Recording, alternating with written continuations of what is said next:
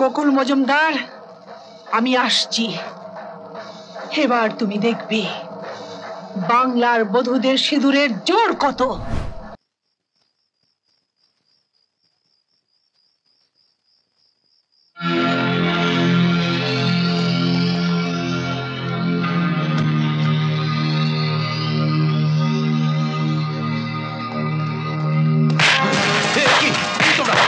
তোমাদের ছেড়ে দাও, ছেড়ে দাও বলছি।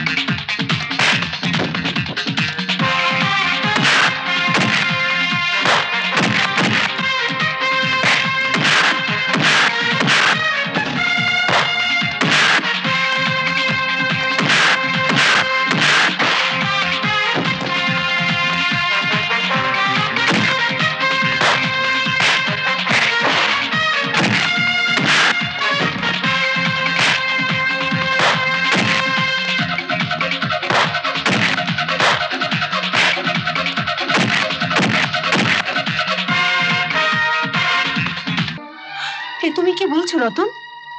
তুমি কি বলছো?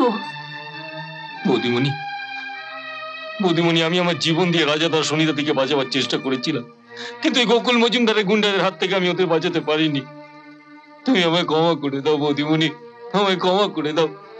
কিন্তু যেভাবেই হোক সুনিতা দিয়ে রাজাদাকে বাঁচাতে হবেই বৌদিমণি। ওই গোকুল মজুমদার মনে করেছে আমার স্বামীকে হত্যা করে আমার সিঁথির সিঁদুর কেড়ে নেবে, কিন্তু কিন্তু ওর সেই মনের ইচ্ছা আমি কোনোদিন পূরণ হতে দেব না, কোনোদিনও না। কিন্তু তুই কি করে পারবি দিদি? আমাদের যে কোনো হাতিয়ার নেই। হাতিয়ারের কোনো দরকার নেই, আমার মনের জোরই হাতিয়ার। গোকুল মজুমদার, আমি আসছি। এবার তুমি দেখবে বাংলার বধূদের সিঁদুরের জোর কত। আমরা সবাই তোমার সঙ্গে যাব বৌদি। বৌদিমণি, আমরা সবাই তোমার সঙ্গে আছি। হ্যাঁ,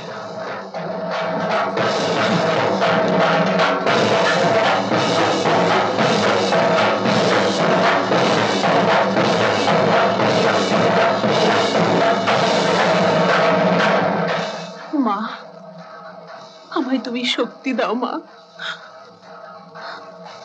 আমার সিঁথির সিঁদুর রক্ষার যুদ্ধে আমি যেন জয়ী হতে পারি মা।